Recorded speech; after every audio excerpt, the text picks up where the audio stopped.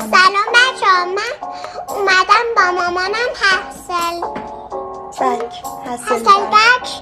درست کنم.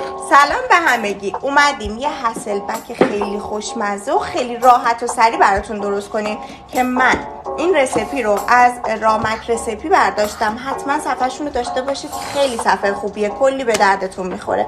شروع کنیم. اول از همه سیب زمینی و بادمجونمون رو به روش هسلبک قاچ میکنیم. بعد از اون توی یه ظرفی که از قبل کفش روغن زیتون رو به گوجه مالیدیم میذاریمشون. و لابلای سیب زمینی ژامبون پپرونی و پنیر ورقه‌ای رامک که خیلی غذا رو خوش طعم میکنه رو میذاریم، همینجوری که میبینید.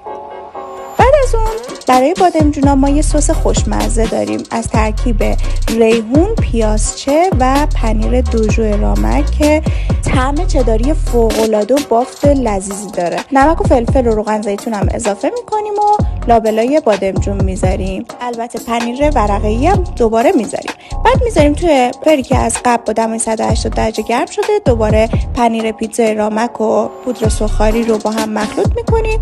مجدد میریزیم روی غذایی که از فر در اومده، دوباره گریلش میکنیم و آماده شد. شما هم میتونید با خلاقیت و ذائقه خودتون اینو تغییرش بدید و آمادش کنید که خیلی راحت و سریعه.